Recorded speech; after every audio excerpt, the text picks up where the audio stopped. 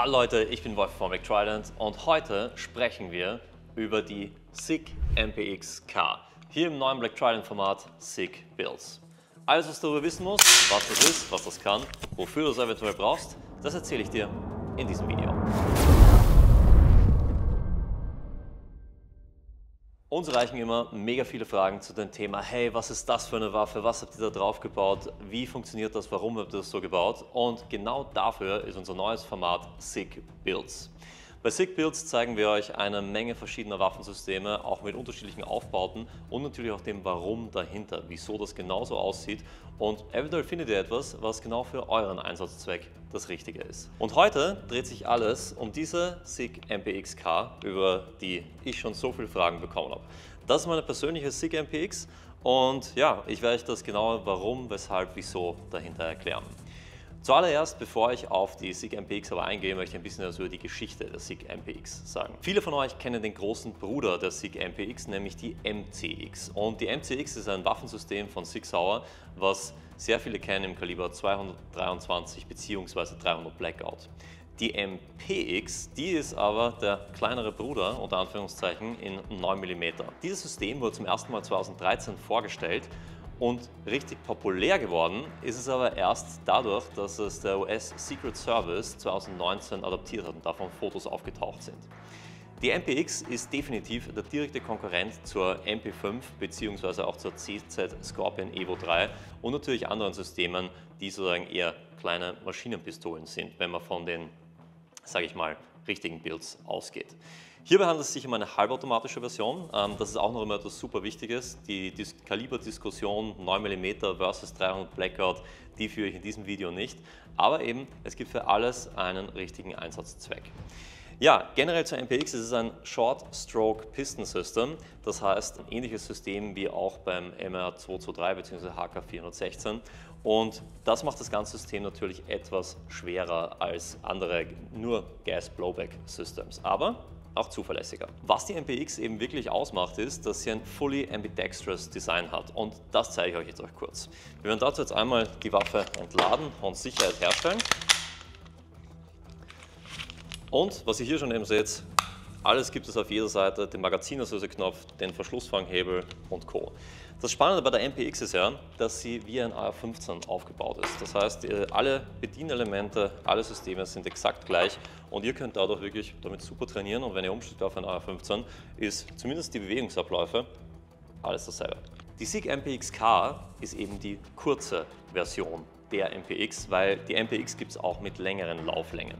Die MPX-K hat eine Lauflänge von 4,5 Zoll und ich werde euch jetzt wirklich Schritt bei Schritt durch diesen Bild durchführen, warum er so ist, wieso er genauso aussieht. Das erste Spannende, über das ich schon gesprochen habe, das ist eben die Sache, dass hier an der MPX alles ambidextrous ist. Das heißt, ihr habt auf jeder Seite sozusagen einen Feuerwahlhebel, in dem ihr zwischen Safe und Fire umstellen könnt.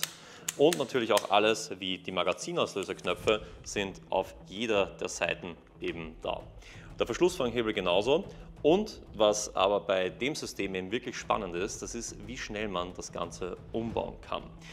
Die SICK MPX-K, ich habe vorher schon gesagt, ist modular. Das heißt, ich kann auch unterschiedliche Handguards, wie zum Beispiel hier einen kurzen Handguard, einfach wechseln und dadurch eben schnell für andere Einsatzszenarien vorbereiten. Hier jetzt zum Beispiel habe ich den gesamten Handguard schon ausgerüstet, eben mit Lichtmodul und Co. Wenn ich das Ganze aber sozusagen weggeben wollen würde, muss ich nur einen Pin rausgeben und kann dann eben hier wirklich das alles einfach runtergeben.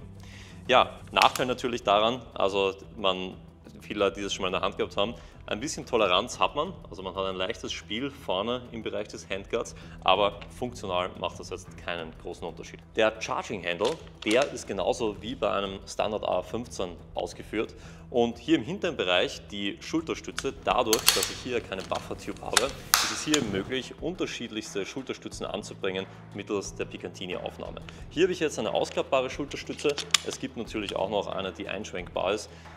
Welche besser ist, das ist ganz eine persönliche Präferenz. Ich habe hier die ausziehbare, weil die mir besser gefallen hat in dem Bereich.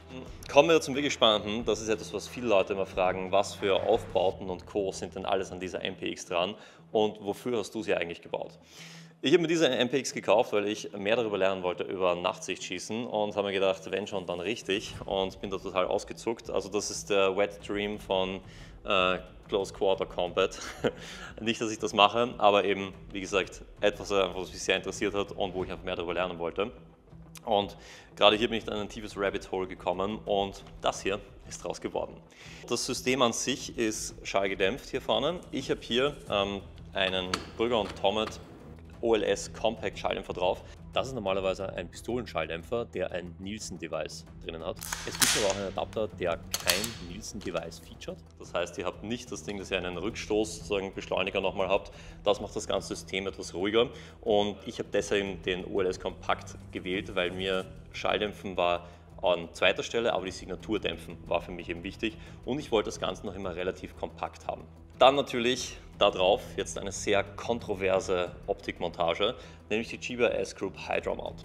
Und das ist auch genau das Setup, auf dem so eine Montage Sinn macht. Warum? Weil ihr habt hier eben nicht sehr viel Picatinny-Schiene.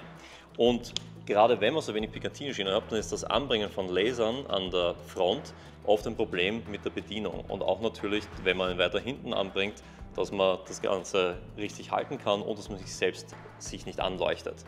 Und genau das ist eben hier durch diese Hydra Mount, wo eben der Laser hochgehoben wird, gelöst. Es gibt natürlich auch noch Optionen, wie zum Beispiel von Irregular Defense. Die findet ihr auch bei uns im Online-Shop. Und hier ist das Ganze eben etwas modularer. Bei der Hydra Mount hier ist alles ein Teil mit 2 Schrauben fixiert und man hat hier dann eben Laser und Optik erhöht. Ja, warum ist diese Laser- und Optikerhöhung eine spannende Sache? Weil ich nämlich dadurch wirklich die Optik schon angehoben habe und gerade mit Nachtsichtgeräten kann ich gerade durchschauen, ohne irgendwie den Kopf zu verdrehen oder mich runterneigen zu müssen. Und das ist eben das Spannende an dieser Montage. Ich habe hier auch genügend Abstand von meinem Nachtsichtgerät und der Optik und dadurch komme ich da auch nicht in Konflikt, sollte ich hier irgendwie, sage ich mal, schießen und der Rückstoß die Waffe in die Schulter hineindrücken. Was hier bei der Hydra auch noch interessant ist, ist natürlich das Lasermodul, das hier oben drauf gesetzt ist. Es gibt viele verschiedene Arten von Lasermodulen, die man verwenden kann. Und hier ist eben auch noch spannend, gerade mit Hinblick auf die Kabelführung, dass hier vorne ein eigener Kabelkanal ist, wo ich das Ganze nach vorne führen kann und dann eben hier mit meinem Kabelschalter bedienen kann. Thema Licht. Hier drauf ist jetzt ein Surefire XVL2 IRC, das ist eine zivile Version dieses Lichtmoduls. Neben dem XVL2, was einen Max Vision Beam hat, das heißt einen Lichtkegel, der einen Raum sehr gut ausleuchtet, habe ich hier vorne auch noch einen Surefire M640V. Für jeden von euch, der es noch nicht kennt, also und mit Surefire-Lampen vertraut ist, hier ist es eben so, es gibt verschiedenste, sage ich mal, Major Surefire Lichtmodule. Das M640 ist eben mit 2 CR123 Batterien. Es gibt eben die Standardversion und natürlich auch die Turbo-Version. Die Standardversion hat sozusagen nur Weißlicht. Die Turbo-Version hat Weißlicht in einer kompensierteren Form, das heißt mit mehr Candela. Das heißt, ihr habt einen, sage ich mal, intensiveren Lichtkegel, der euch hilft, auf weitere Distanzen besser zu leuchten.